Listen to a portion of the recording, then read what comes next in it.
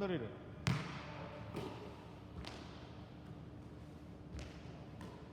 膝上げて、膝を上げる。そうです。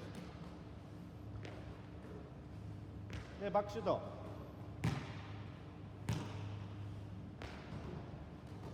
バックシュートも膝上げて、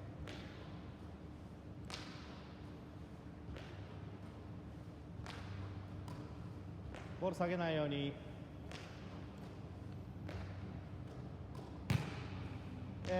もう一回表で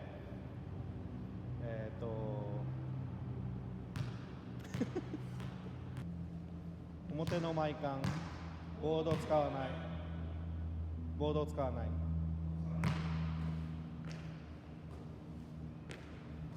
はい、膝上げてバックシュート。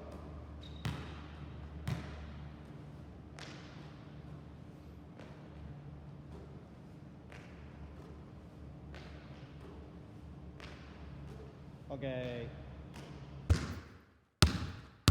はい、じゃあ細かいドリブル座りながらやるのやっていきましょう。そしたらまず右手からそのままドリブルしましょ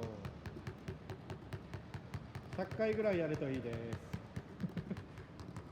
そしたらそのまま後ろ通して逆に持ってきましょう。できてないよ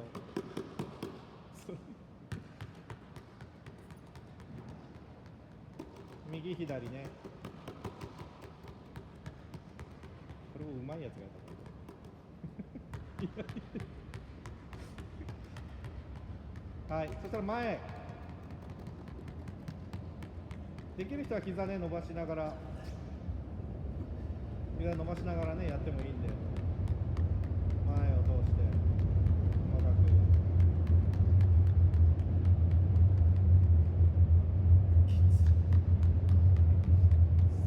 で今度は、足を上げる。でお尻でその下をドリブル通しましょう。腹筋のトレーニングにもなります。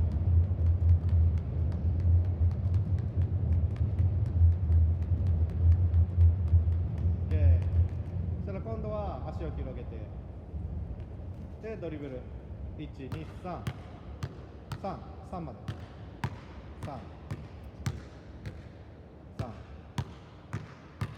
3できれば後ろに手を出さないでそのまま2、3、